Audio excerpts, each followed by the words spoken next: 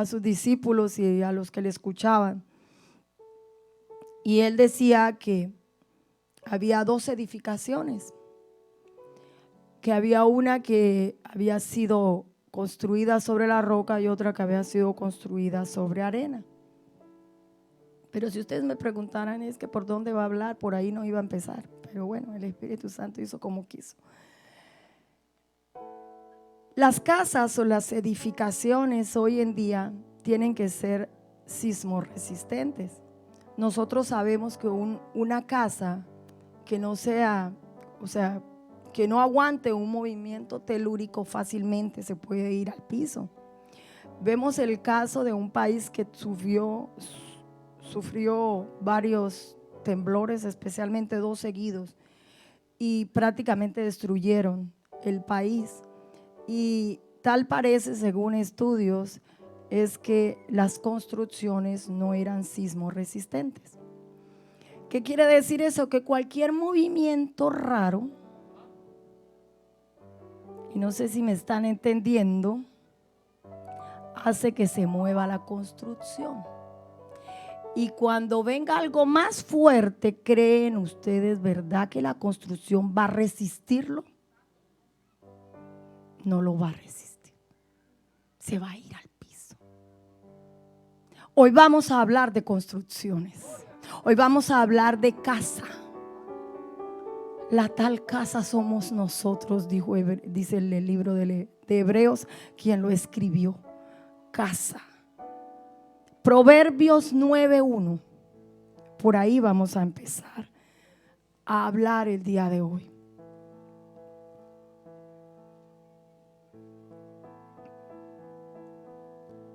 Cuando lo tengan me dicen, me lo confirman con un amén, por favor. ¿Todo el mundo ya lo tiene? Proverbios, se va a la mitad de la Biblia, está después de Salmos, antes de Eclesiastés. La sabiduría edificó su casa, labró sus 7 columnas. Vamos a leer más, pero nos vamos a centrar en ese. Mató sus víctimas, mezcló su vino y puso su mesa. Envió sus criadas sobre lo más alto de la ciudad, clamó. Dice a cualquier simple, ven acá. A los faltos de cordura dice, venid, comed mi pan y bebed del vino que yo he mezclado. Dejad las simplezas y vivid y andad por el camino de la inteligencia. El que corrige al escarnecedor se acarrea afrenta. El que reprende al impío se atrae mancha. No reprendas al escarnecedor para que no te aborrezca. Corrige al sabio y te amará. Da al sabio y será más sabio. Enseña al justo y aumentará su saber. El temor de Jehová es el principio de la sabiduría y el conocimiento del Santísimo es la inteligencia. Hasta ahí vamos a leer esa parte. Pues resulta que Proverbios 9:1 nos dice que la sabiduría edificó su casa y que ésta tiene 7 columnas. ¿Lo sabían? Yo no lo sabía. Yo no lo sabía. La sabiduría edificó su casa, labró sus 7 columnas. Dice que hay 7 columnas que sustentan esto. Pero ¿de qué está hablando el Señor ahí? ¿De qué casa está hablando Él? ¿Qué se imaginan? ¿Qué pueden discernir? ¿De qué casa está hablando? De la casa de Dios. ¿Y cuál es la casa de Dios? ¿Cuál es el templo del Señor? Nosotros. Entonces, de alguna manera, Proverbios 9:1 nos está hablando de nosotros. Y dice que hay 7 columnas. Yo no sé de construcción, pero a mí me gusta mucho averiguar. Entonces yo me fui a preguntarle a alguien que sabía de construcción cómo se hace una casa. Cuénteme eso. Porque bueno, uno vaya a habitar la casa, ¿cierto, pastor? Usted ha mandado a hacer su casa, pero es que usted ha estado ahí cuando la han hecho. No. Pero usted no le confía la casa a cualquiera, no por allá a un odontólogo, ¿cierto? La casa se la confía a alguien que la sepa hacer, alguien que tenga que conozca de eso. No va a ir a montarle la casa ya que alguien cualquiera se la haga. Resulta que la casa tiene todo un procedimiento para hacer. Y definitivamente tiene que ser alguien que la sepa hacer. Pero ¿sabe qué más importante de todo esto? Yo hasta lo anoté porque me pareció interesante contarles. A manera de información. Pasos para construir una casa. Vamos a verlos, así a grosso modo, ¿no? Yo hice un resumen. Primero, lo primero que hay que hacer, ¿qué es? No vamos a hacer una casa en el aire, ¿no? ¿Qué es lo primero que hay que hacer? Antes de los cimientos. El terreno, porque ¿y dónde la vamos a montar? Pues necesitamos un terreno, ¿cierto? Pero es que el terreno, sí, o es que puede ser cualquier terreno. Nos acaba de decir Mateo 7, 24, 26 más o menos, que no en cualquier terreno se puede construir. El Señor lo dejó escrito. Parece que los albañiles y los constructores de hoy conocen Mateo 7, 24 al 26. Se han dado cuenta que no en cualquier terreno se puede construir. Hay terrenos en los que no se puede construir porque se va a arruinar y vas a perder el dinero. Vamos a perder la inversión, ¿sí? Entonces, lo primero que hay que adquirir es el terreno, pero hay que saber qué terreno adquirir. Si lo que vamos a construir es una casa. Si va a construir una piscina, pues eso ya es otra historia. O un lago, porque hay lagos artificiales. Pero si lo que va a construir es una casa, hay que tener en cuenta lo que dice Mateo 7, del 24 al 26. No se puede comprar un terreno arenoso para edificar casa sobre un terreno arenoso. No se puede comprar un terreno pantanoso para edificar casa sobre el pantano. De hecho, aquí hay lugares donde venden casas sobre pozos sépticos. ¿Sí? Quiere decir que en la parte de abajo, pues era un pozo séptico porque antes no había acueducto ni nada de este tipo de conductos. Y las edificaciones anteriores, las viejas, tenían pozos sépticos para poder evacuar los desechos de la casa. Entonces son casas construidas sobre pozos, sobre huecos.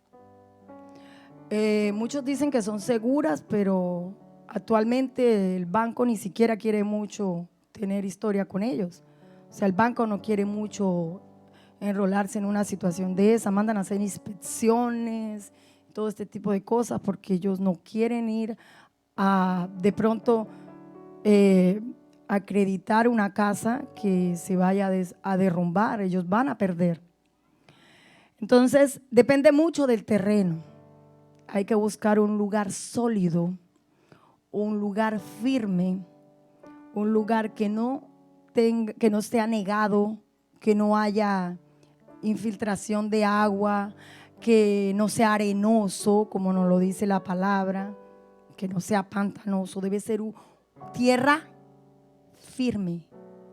Por eso la palabra habla de la roca, ¿cierto? De la roca firme, algo firme donde edifiquemos. No podemos edificar sobre cualquier cosa. Eso es lo primero y lo más importante. Mire que todo lo que la vida real, lo que nosotros vemos en nuestra naturaleza se aplica a la palabra, y ustedes vamos a irlo desarrollando a medida que vamos estudiando esto. Lo siguiente es hacer un diseño y planificación, ¿sí? Antes de ir a ponerle cimientos y todo eso, que eso está muy bien, eso hay que hacerlo. Pero antes de hacerlo hay que diseñarlo, o sea, hay que ponerlo sobre papel. Sí me hago entender. Lo primero que llega a la persona cuando va a construir una casa es, hablo de pastor hizo construir su casa, bueno, 2 casas, ¿no? Pero él primero tuvo la idea, ¿no? Y después de la idea, sobre un papel. Yo no creo que el constructor fue a construir la casa sin tener planos de la casa. Imposible. Entonces, lo siguiente es un diseño, una planificación de cómo se va a construir la casa. Antes de ir allá al terreno, ya compró el terreno, ahora el diseño, ¿sí? El que va a hacer edificar la casa. No, pues yo quiero una casa de 4 habitaciones, que tenga una cocina, que tenga garaje, que tenga un sótano, que tenga un salón principal, un secundario, 2 baños, que tenga un gran patio, que tenga una CUR, que tenga piscina, spa, centro comercial. Aleluya. Como casa de oración. Bendito sea el Señor. Bueno, se hace el diseño y se planifica. Lo tercero, ahí ya viene la preparación del terreno. Ahí sí se vaya, ya se planificó todo en papel, ya se puso la idea, se plasmó en el papel. Ahora sí se va al terreno. Allá en el terreno ya empezamos a ver las cosas de manera material. Entonces a inspeccionar el terreno, lo que yo les decía al comienzo, qué tipo de terreno es. Es que es un terreno que no se erosiona, porque por ejemplo nosotros sabemos de nuestros países allá en América Latina, en Hispanoamérica, que hay terrenos que se deslizan, que fácilmente se pueden deslizar. Yo personalmente, nosotros vivimos en Colombia, vivimos en un lugar que le llamaban Bellavista, y estos apartamentos eran construidos como en una montaña. Y yo me acuerdo que cuando yo vi eso, yo decía, no, pero eso se va a caer de ahí. La primera vez que yo vi, porque una amiga compró un apartamento ahí y ella fue la que me dijo de eso, y después nosotros fuimos a vivir ahí, pero nosotros no compramos, nosotros fuimos arrendados. Pero yo me acuerdo que la primera vez que yo vi, no, eso se puede caer de ahí. Y ella dice, no, eso es muy seguro, eso le hicieron yo no sé qué, le pusieron murallas, le pusieron una cantidad de concreto. Total es que uno entraba así por la carretera, era una carretera, una curva, y uno veía todos los apartamentos, pero era como sobre una loma, literalmente sobre una loma. Lo construyeron. Yo no sé, hasta el momento no ha sucedido nada. Dios guarde a todos esos propietarios y las personas que viven ahí. Pero yo me acuerdo que cuando yo me fui a vivir, yo dije, bueno, pero no, pues no se siente mucho. Pero cuando habían temblores, ay, sí se sentía. Bastante que se sentían, ¿no? Se sentían más que en cualquier otro lugar. Los temblores en ese lugar. Entonces quería hablarles de cualquier tipo de terreno no sirve, ya lo hablamos al comienzo. Tiene que mirar que esté nivelado, como decía ahorita la hermana, que tenga una buena nivelación, porque usted no puede ir a hacer una casa así, ¿no? La cocina así, entra así como agarrado. La casa tiene que estar nivelada, entonces el terreno tiene que nivelarlo. Va a necesitar herramientas, va a necesitar maquinaria, va a necesitar todo esto para nivelarlo si el terreno no está nivelado. Tiene que prever también la instalación de los servicios, si no los tiene. Estamos hablando de una casa de cero. Seguimos. Llegamos a un punto primordial que ustedes lo tomaron al comienzo, las fundaciones de esta casa. Y aquí me voy a detener un poquito. Porque resulta que los ingenieros, esta gente que hace esas cosas, yo le digo que yo aprendí ahí leyendo el reporte de esta persona. Ellos tienen lo aprenden los ingenieros, ¿no? Tienen unos estándares para hacer las fundaciones de la casa. Y ellas tienen grosores específicos para la casa. No es cualquier grosor, no es que a mí me antojó que la columna de mi casa tenga 20 centímetros por 20 centímetros por 20 centímetros por 20 centímetros, 20 centímetros cuadrados o cúbicos, o bueno, en fin, la longitud de la columna. Y yo quiero que esa sea para toda la casa, porque el que le está haciendo la casa le va a decir, no va con las normas. ¿Sí? Le va a decir, hay normas que me exigen que para yo construirle una casa de un solo piso, como usted la quiere, la columna tiene que tener específicamente tantos centímetros. Y tiene que tener un número estándar, no se lo pueden voltear, no lo pueden cambiar, porque después que la casa esté terminada, El gobierno tiene que avalar que es una construcción segura. Y si el gobierno dice que no sabe qué va a pasar con la casa, la van a hacer demoler. Entonces, el que va a construir le dice, no la puedo hacer a su gusto. Hay leyes que tengo que cumplir. No sé si están entrando ya. ¿Estamos entrando? Para construir una casa no la podemos hacer a nuestra manera. No es como a mí me parece. A mon avis, decimos en francés. Como a mí me gusta. Es que son unos exagerados. Que van a creer que una casa con una columna de 50 centímetros de largo y de ancho, eso lleva mucho concreto, mucha plata. Pero resulta que son las normas. Yo no estoy diciendo que sea 50 centímetros, ¿no? Lo digo porque de pronto alguien aparece ahí diciendo, no, es un ejemplo. No la podemos hacer a nuestra manera, lo que quiero decir. Hay estándares, hay leyes, hay normas establecidas. Mire cómo se parece la vida real a la palabra, ¿sí o no? Y a uno le parece que esto es locura. Y allá afuera nos dicen, no, porque ustedes son unos exagerados. Ustedes sí, todos se lo llevan al extremo. El extremo, mire, vea, ellos no pueden ir a construir cualquier cosa allá. De acuerdo a la palabra, eso que ellos hacen, lo están cumpliendo aquí, aun cuando ellos no lo vean. Pero la construcción de una casa va muy ligada a lo que dice Mateo 7, de 24 al 26. Y lo que sigue también, espera un momentico, las columnas, bendito sea el Señor. Entonces, las fundaciones, para construirlas es necesario tener el material resistente, no cualquier tipo de material, con ciertas medidas, y encima no solamente lleva concreto, sino que le adicionan otro tipo de material, por ejemplo el hierro.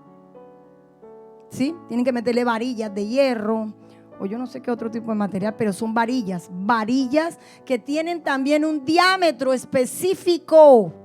No es que a mí me gustó que las varillitas aquí fueran así, no, tienen que ser de las establecidas por la ley, por las normas de construcción de la zona del país. Cada país tiene sus normas, ¿sí?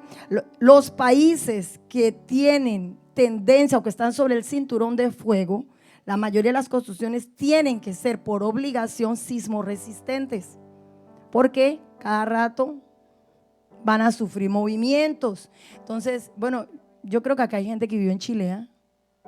¿No hay? Pero los que han vivido en Chile más o menos entienden esto que estoy hablando. En Chile hay mucho movimiento telúrico porque Chile está, todo el país sobre el cinturón del fuego. Y muchos otros países, está Perú, parte de Perú, Ecuador, Colombia, todo Centroamérica, ¿sí? Parte de México, Estados Unidos, Canadá, la zona occidental es para el lado de la Colombie-Britannique. Toda esta zona está sobre el cinturón del fuego y ya va derecho hasta abajo, y eso da la vuelta al mundo. Por eso por allá en Asia eso continúa, por eso que Turquía y todo ello pasó por allá todo esto. Entonces todos tienen ciertas normas que hay que establecer, que hay que obedecer para poder construir una casa. ¿Qué otra cosa hay que tener en cuenta? Ahora sí, ya se fijaron las fundaciones, las columnas tienen que ser a cierta distancia una de otra. No es que a mí me antojó que la casa tiene 18 por 6 metros y yo quiero ponerle solo una columna en la mitad, 4 y 2 aquí ya. No, porque las normas dicen que tiene que haber una columna cada 4 metros. Entonces le toca hacer una columna cada 4 metros. No, pero es que yo quiero una columna. No, es que no es lo que usted quiera. Es lo que está ya establecido como la norma. Y yo vuelvo a insistir en cómo uno quiere, porque qué cosa, ¿cierto? Que a nosotros siempre nos gusta todo a la manera. Forfait. Sí, forfait personalizado. Personalice el forfait. Personalice la casa. La casa la puede personalizar en cuántas habitaciones tiene, la decoración exterior, pero las fundaciones y lo interno de la casa no es negociable. ¿Y esto cómo se parece? Oiga cómo se parece esto a la estructura de nuestro Señor en nosotros. Fuerte, ¿cierto? Esto a mí me volaba la cabeza. Decía, santo. Y yo que estaba pensando esto, Señor. Y yo que estaba pensando, yo estoy hablando de mí. Y yo que estaba pensando, no es como usted quiera. Es como Él diga. Porque aquí el maestro constructor es Jesús de Nazaret. Y Él es el que echa los cimientos. Y Él es el que levanta las fundaciones. Él es el que establece las normas. Él sabe cuál es el terreno de nuestro corazón. Y si el terreno no está apto para edificar, ¿qué creen que va a suceder? Le dicen el alfarero: este terreno no es apto. Yo lo convierto en apto.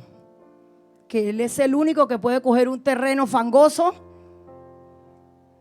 y volverlo fértil. Porque ¿cuántos de nosotros no éramos fangosos? Yo. Terreno fangoso. Ahí no se sembraba nada. Ahí no nacía nada. Maldad. Pero Él llegó y lo limpió y dejó terreno fértil, firme. Es que lo que pasa fue que Él se metió. Construye sobre mí, que yo soy tu roca. Eso fue lo que hizo.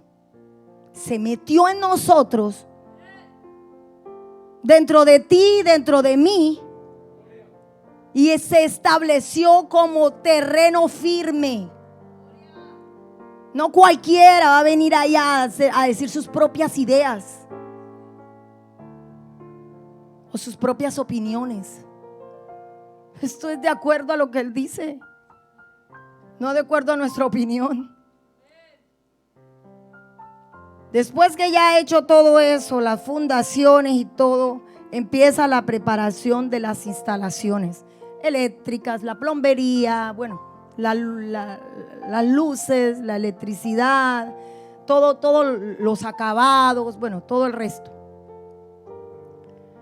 El revestimiento exterior, después se empieza a edificar. Pero hay una parte que me llamó mucho la atención.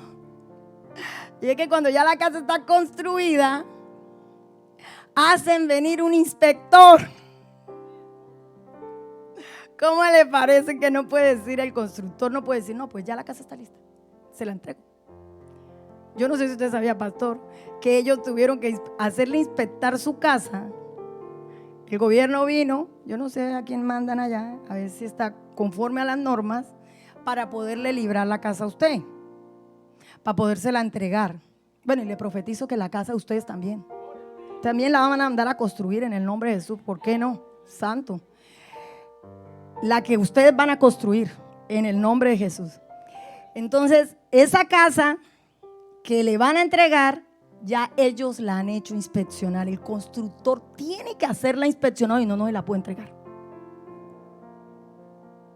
Tiene que venir alguien del gobierno y decir, todo está conforme a las normas, a la ley. Usted puede vender la casa, puede entregarla.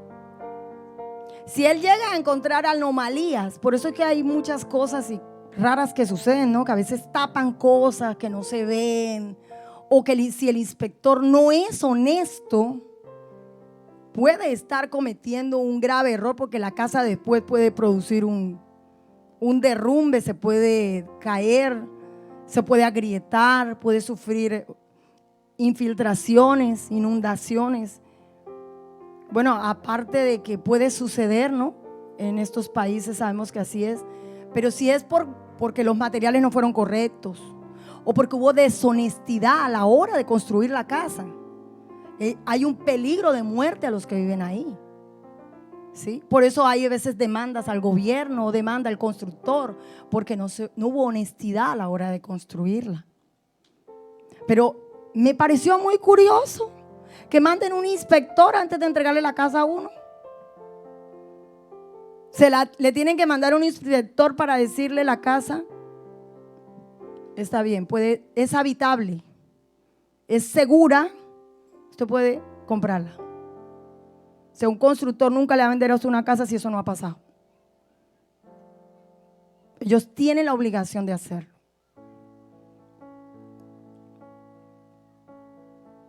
Esto depende mucho de la zona geográfica o del lugar donde vivan. Cada zona tiene sus explicaciones, sus normas. Proverbios 24:3. Vamos a Proverbios más adelantico.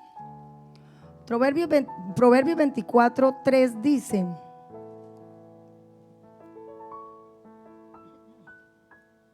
con sabiduría se edificará la casa y con prudencia se afirmará. Ella empieza a hablarnos de la construcción de la casa, pero nos habla de sabiduría y de prudencia. Ya empiezan a aparecer como cositas de la construcción, ¿no? De la edificación de la casa. ¿Qué significa edificar? Resulta que edificar viene de una palabra griega toda rara, que ni para qué se la digo. Total es que la palabra se divide en dos, y una parte de la palabra significa hogar y la otra significa acto para construir. ¿Sí? Yo no voy a decir la palabra porque ¿para qué? La palabra tiene dos expresiones, ella se parte en dos, la raíz en hebreo. Y la primera parte tiene un significado y la segunda parte tiene un significado. Yo lo que quiero es que sepan el significado, no la palabra en hebreo. Eso no nos interesa en estos momentos. Pero me llamó la atención que la palabra edificar en hebreo signifique, una parte signifique hogar y la otra acto para construir el hogar. ¿Sí se da cuenta? La relación que Dios hace en la palabra, lo que significa edificar en hebreo. Siempre la raíz del hebreo nos lleva como más profundo de lo que uno puede ver a veces en español. ¿A qué hace referencia esto? A la casa de Dios, ya lo habíamos dicho. Primera de Corintios 3:16. Vamos a leer primero esa. Primera de Corintios 3:16.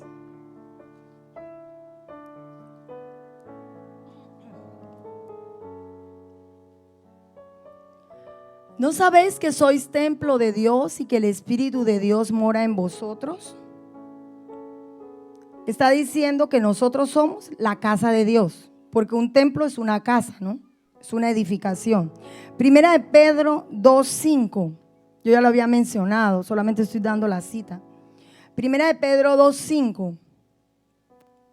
Vosotros también como piedras vivas, sed edificados como casa espiritual. O sea, la palabra nos está diciendo, tú y yo somos casa espiritual de Dios. Casa espiritual y sacerdocio santo, santo de Israel, para ofrecer sacrificios espirituales aceptables a Dios por medio de Jesucristo.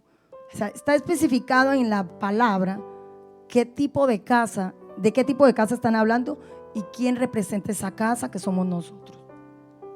¿Para qué se debe edificar una casa? ¿Para qué se debe edificar la casa de Dios, por ejemplo? ¿Para qué debemos edificar esa casa que Dios nos dice que edifique? ¿Es que es posible que el Espíritu de Dios habite en un vacío? Dice la palabra al comienzo que todo estaba desordenado y vacío. No había nada. y el Espíritu de Dios se movía sobre las aguas. Vea, desde ese entonces el Espíritu de Dios estaba buscando dónde habitar.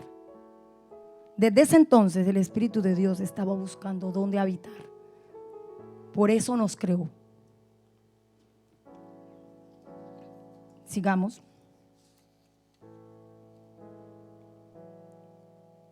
Volviendo a Proverbios 9:1, donde habla de las 7 columnas. Ya establecimos como somos casa. Somos casa. Sabemos que según lo que dice el Señor y lo que vimos cómo se construye una casa, es necesario unas normas. Proverbios 9:1 nos dice que necesitamos columnas, que Él las estableció. Y resulta que están claras en Proverbios 8 las columnas. Y vamos allá, vamos a Proverbios 8, vamos a sacar las columnas, las fundaciones de las que les hablé al comienzo, esas fundaciones que son necesarias para edificar la casa sobre la roca. Proverbios 8, del 6 al 8. Vamos a leer del 6 al 8. Hoy pues hablaré cosas excelentes y abriré mis labios para cosas rectas. Vamos a leer el 8 también. Porque mi boca hablará verdad y la impiedad abominan mis labios. Bueno, este versículo está hablando de hablar cosas rectas. 6 al 8. Abriré mis labios para cosas rectas, rectitud. Están hablando de rectitud, ¿sí? Hablaré mis labios para cosas rectas, porque mi boca hablará verdad y la impiedad abomina mis labios. Va a decir, yo voy a hablar verdad. Mi boca va a hablar verdad, va a aborrecer la impiedad, y eso es rectitud. Eso es lo que está diciendo la palabra. Cosas rectas. Entonces la primera columna que vamos a establecer es rectitud. O sea que la casa de Dios, nuestra casa espiritual, tiene que haber una columna de rectitud en nuestra vida. Segunda columna, Proverbios 8:9.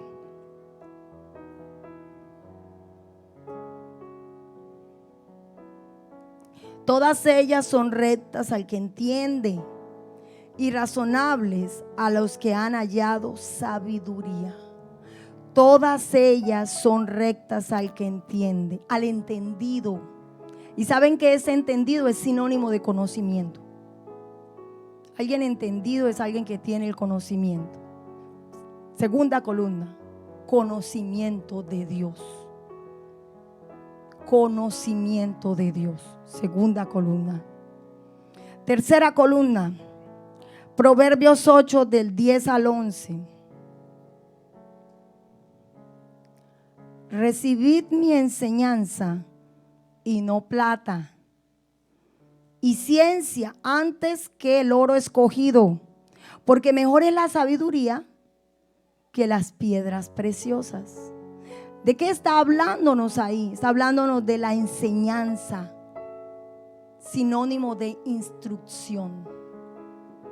Tercera columna, instrucción, enseñanza. ¿Quién nos enseña?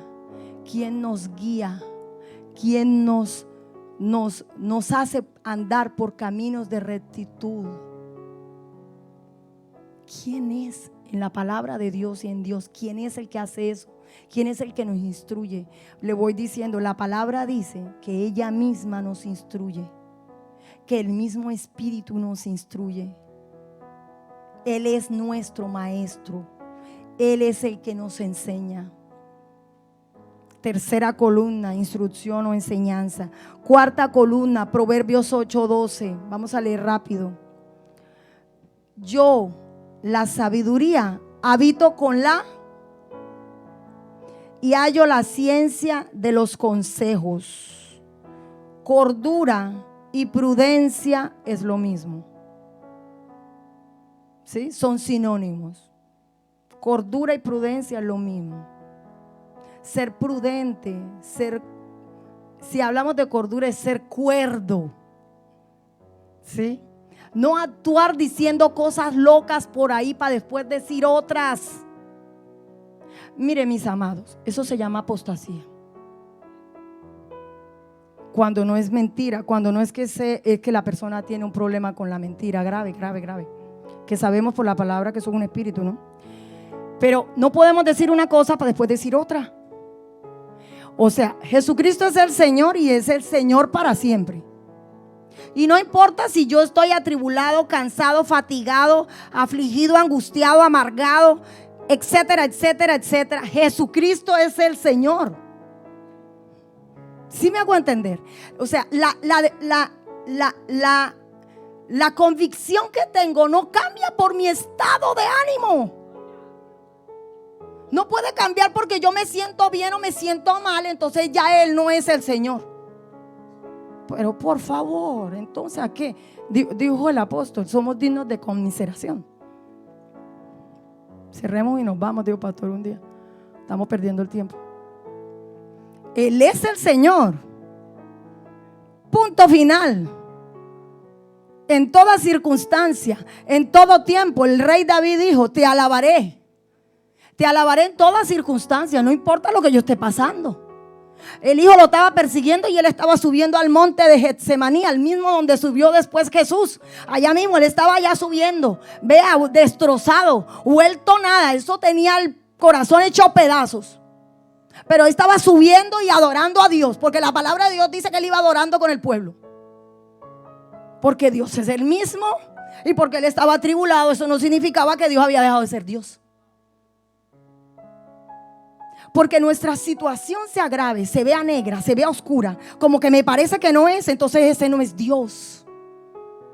No puede ser que tengamos una estima de Dios tan baja.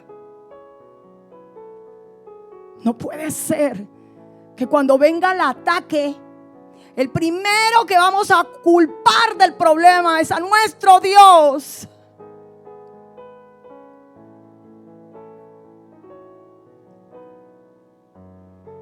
No puede ser, y nosotros no somos así. Nosotros no somos hijos desagradecidos, que vamos a culpar a Dios de todo, cuando nosotros sabemos que muchas cosas nos llegan por nuestra misma decisiones, porque nosotros erramos, porque tomamos decisiones equivocadas, porque nos metimos por donde no debíamos meternos, porque el Señor dijo una cosa en la palabra y yo hice otra. Y después el culpable es Dios. Y yo siempre les digo, discúlpenme, pero se fue a la cruz, se murió, se derramó en sangre, le dolió.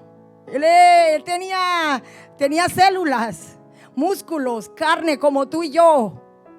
Le daba hambre, sed, dormía, velaba también. Le daba frío, calor, se cansaba. Se fue a la cruz. Pero fácilmente podemos voltear la situación y decirle: el culpable eres tú. Y hoy no te alabo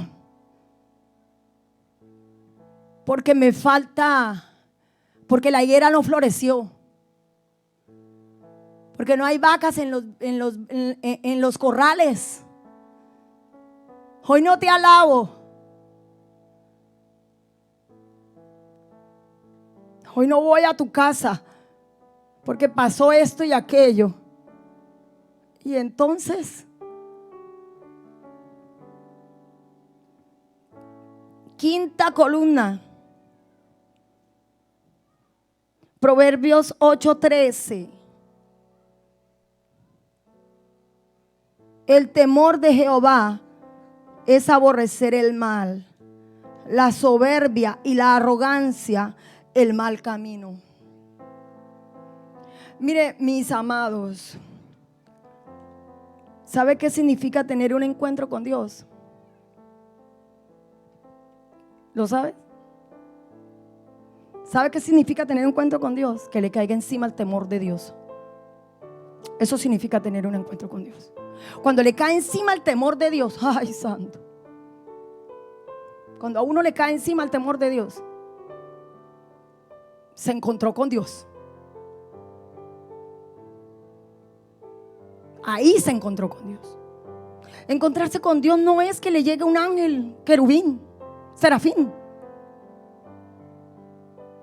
y le dé una hermosa profecía y le diga, porque está bien, le puede pasar, gloria a Dios que así sea, pero eso no es un encuentro con Dios. De hecho, nos enseña Jacob cómo fue su encuentro con Dios. Lo hirió. Más, yo podría decirle que en los encuentros donde te hiere Dios, son los más poderosos. Porque donde hay consecuencia de algo por lo que uno se pelea, eso para Dios no pasa en vano. Para Dios tiene un significado profundo. Que alguien permanezca como Jacob. A nosotros hablamos muy fácil de esto. No nos imaginamos lo que vivió Jacob esa noche. Jacob estaba en angustia, desesperado. Él no tenía ninguna otra salida. Él dijo: o Dios me responde o que me mate aquí. Esa era la decisión de Jacob. La palabra no lo dice, pero él estaba dispuesto a morirse. Porque el ángel lo hirió y a él no le importó. Vea, si hubiera sido yo, salgo corriendo. Claro, si a medio le da uno un dolorcito aquí en la pierna y uno ya, mejor dicho.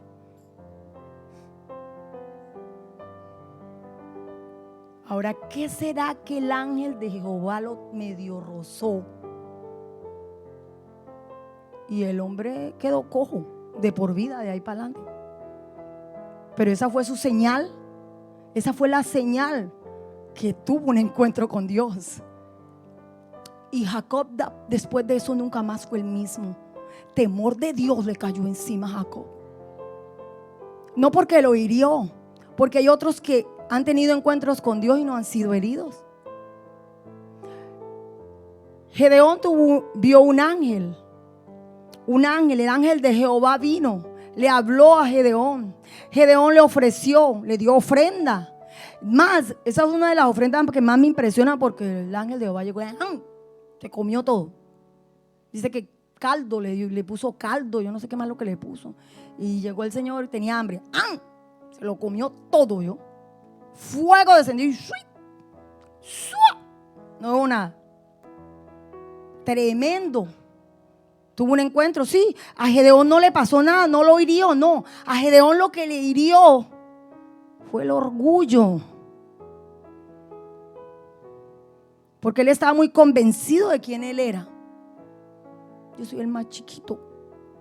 Yo no estoy muy de acuerdo con eso de que aquel que se siente menos, en realidad es humilde. Según Romanos 12:3, no es así. Una persona humilde es aquella que tiene un justo valor de quien es. No se siente ni más ni menos que nadie. Es hijo de Dios, punto final. No se siente ahí hijo del diablo, no se va a sentir nunca. Hijo de Dios. Y que el diablo a veces use la boca de uno, que el Señor reprenda, pero a veces sucede. Pero no soy hijo de Dios porque, no soy hijo del diablo porque Pedro le pasó y él no era hijo del diablo.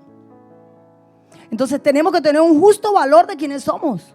Yo no soy más ni menos, yo soy hijo de Dios, yo soy hija de Dios.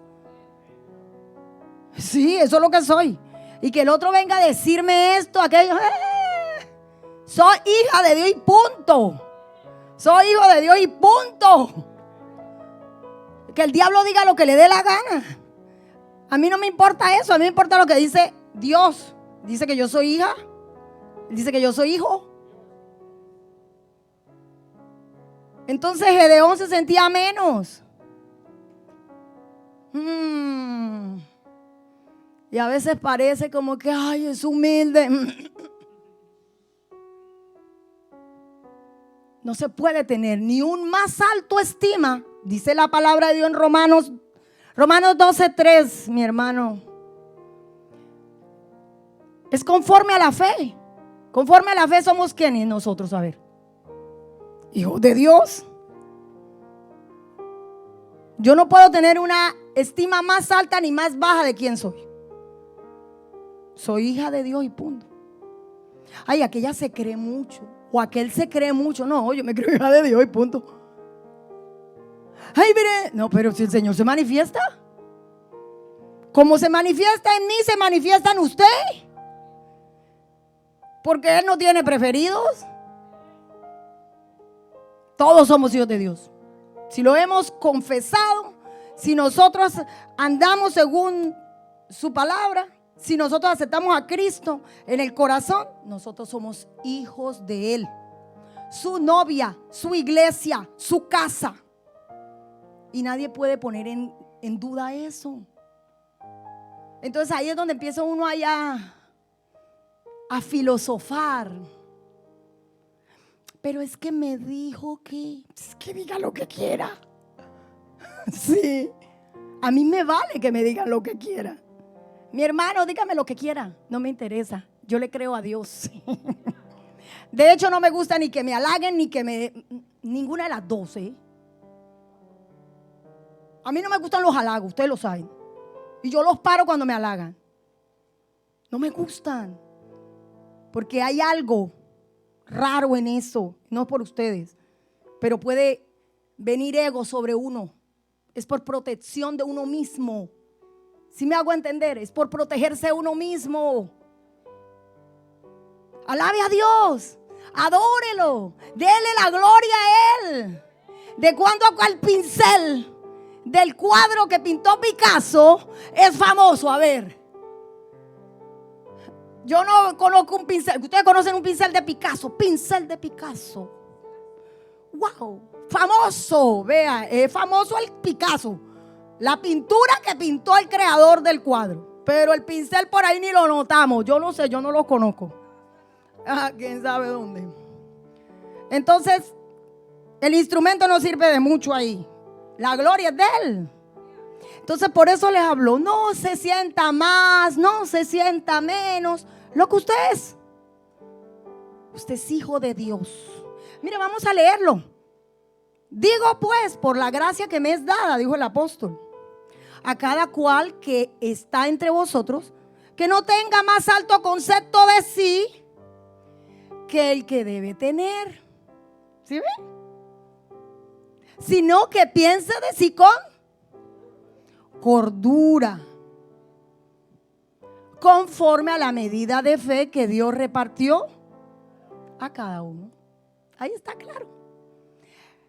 Yo le compartí esto a una hermana. Esa definición me la dio Dios para decir que una persona es humilde. ¿Usted quiere saber si una persona es humilde? Aplíquele el versículo. ¿Usted quiere saber si usted es humilde? Aplíquese el versículo. Así me dijo Dios a mí. Si usted pasa por ese versículo, fíltrelo ahí. Si usted aplica ahí, listo. Estoy trabajando en eso todavía. Trabajo fuertemente en eso todavía. Todos los días toca trabajar en eso. En la construcción de la casa. Todos los días. Es una batalla diaria. Sigamos. Temor de Dios, íbamos ahí, ¿no? Temor de Dios. Importantísimo. Es una de las columnas. Proverbios 8:14. Proverbios 8:14 dice: conmigo está el consejo y el buen juicio. Yo soy la inteligencia, mío es el poder. Está hablando el Señor está hablando ahí de sabiduría. Inteligencia. Si nosotros nos vamos al 9, Proverbios 9, versículo 10. Mire lo que dice Dios de la inteligencia y la sabiduría. El temor de Jehová es el principio de la sabiduría. O sea, ¿alguien quiere ser sabio? tema a Dios. Y el conocimiento del Santísimo. ¿Alguien es inteligente? ¿Quiere ser inteligente? Conozca del Santísimo. ¿Quién es el Santísimo? Conózcalo a Él. Entre más buscamos su conocimiento, más inteligente nos hacemos. Eso es lo que está diciendo. ¿Quiere ser inteligente? Inteligente no es el que tiene títulos universitarios. No es el que tiene doctorados y magíster y PhD. No, eso no es inteligencia. Esa es la inteligencia terrenal y diabólica de la que habla la palabra. Pero la verdadera inteligencia es esta que está aquí plasmada en Proverbios 9:10. Esa es la inteligencia. ¿Cuántos médicos hay afuera, amados míos, practicando cirugías raras? No lo voy a decir para que no nos cierren el canal. Cirugías raras que van contra el género humano. Y con todos unos títulos universitarios, ¿oyó? Sí, diabólico, como dice la palabra. O practicando abortos, lo voy a decir en público, sí. Y practicando abortos. Oiga, y es que médicos, ¿qué están haciendo? Retírense de eso. Ustedes no saben lo que están haciendo, médicos. Ustedes no saben lo que están haciendo. Están sembrando maldad. Apártense del mal. Busquen la sabiduría, el temor de Dios. Oro por ustedes para que un día, si lo escuchan, reflexionen sobre lo que están haciendo. Es una vida la que están quitando. Una vida inocente.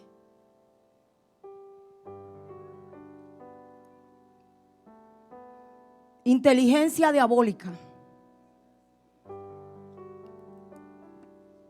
Buen juicio y consejo. Proverbios 8:14. ¿Lo leímos? Dice: los sabios guardan la sabiduría. Estoy aquí en el de la inteligencia, sí. 8:14. Proverbios 8:14.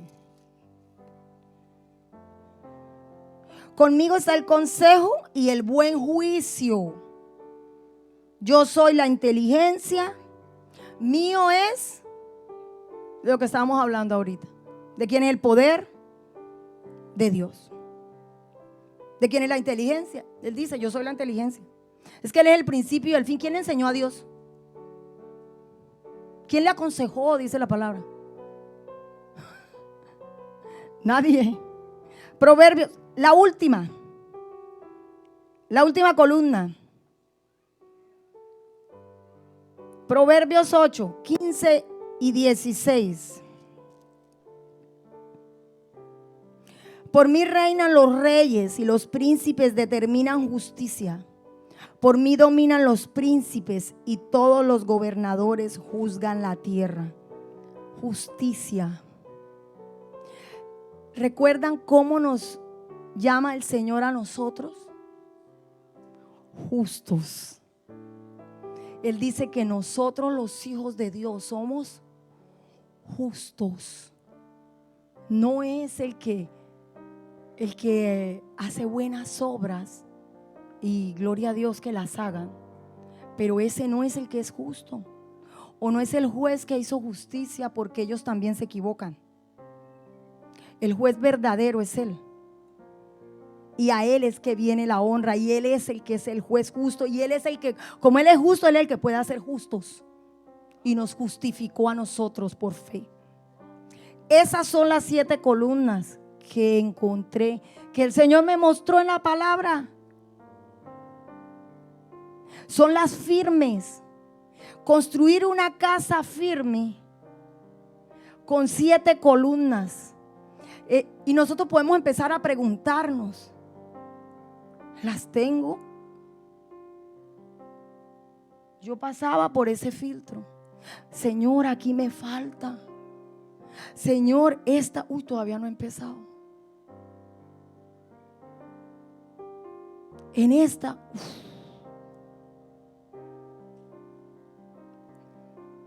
esta es la construcción de la que el Señor está hablando. Firme, con columnas firmes. temor de Jehová, temor a Dios, amor a Él. Sabe que todo se encierra. Vamos a Santiago,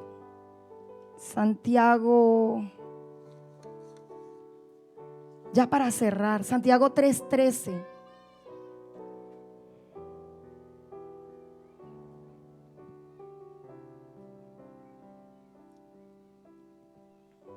¿Quién es sabio y entendido entre vosotros?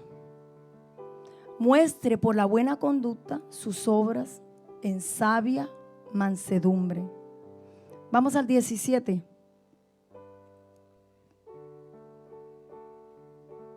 Mire que nombran sabia mansedumbre. Ahora 3:17 de Santiago. Pero la sabiduría que es de lo alto es primeramente pura, después pacífica, después amable, benigna, llena de misericordia y de buenos frutos, sin incertidumbre ni hipocresía. Está más claro ahí. Nuestra casa debe estar construida sobre eso. Vimos allá. Queremos saber si hay una casa que tiene cimientos firmes. Gálatas 5:22 habla del fruto del Espíritu. Estas columnas están resumidas en el fruto del Espíritu. Siempre voy a decirles esto. Los dones Dios se los da a cualquiera. Los impíos tienen. El impío, aquí hay brujos que le van a un gabinete, a una oficina y le dicen el futuro y el pasado. Y hay cantantes que cantan hermoso y que lo inducen a muchas cosas. Y cualquier cantidad de dones, porque Dios no le quita los dones a nadie. Pero todo don perfecto viene del cielo, del Padre de las luces, dice la palabra. O sea que esos dones se los dio nuestro Padre a ellos, solo que ellos, como no le conocen, pues lo están utilizando mal. Pero los dones es Dios el que los da. Los dones no son importantes aquí para ir al cielo. Los dones son para servirle al prójimo, es para servirle al otro, al que está a mi lado. Para eso son los dones, pero para ir al cielo no sirven. ¿Sabe qué sirve para ir al cielo? Desarrollar el fruto del Espíritu. Gálatas 5:22, creo que está ahí. Gálatas 5:22. Sí, ese no lo tenía preparado. Mas el fruto del Espíritu es amor, gozo, paz, paciencia, benignidad, bondad, fe, mansedumbre, templanza. Contra tales cosas no hay manera de que esa casa se caiga. No hay manera de que esa casa se caiga. Y le puede llegar el torbellino más grande y el huracán más grande. Vea, esa casa se va a quedar firme. Puede ser que en medio le hagan así, pero va a ser sismo resistente a cualquier tempestad que venga. Entonces yo no sé si en tu casa ahorita está viendo tempestad. Por mi casa se quiso levantar algo, pero mi casa está sobre la roca, ¿eh? Sí, mi casa está sobre la roca.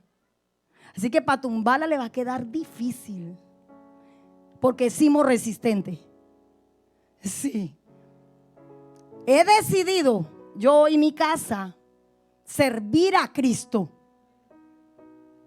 Sin importar lo que vean y lo que digan todo el mundo. He decidido servirle, yo y mi casa.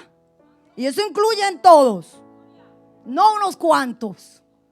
Y se lo digo hoy, usted lo va a ver.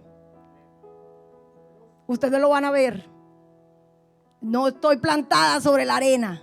¿Cuántos aquí no están plantados sobre la arena? Pues hoy le invito a que si hay una columna que está por ahí, empiece a echarle cimientos firmes. Empiece a echarle amor, paz, templanza, mansedumbre y empiece a levantar esa columna.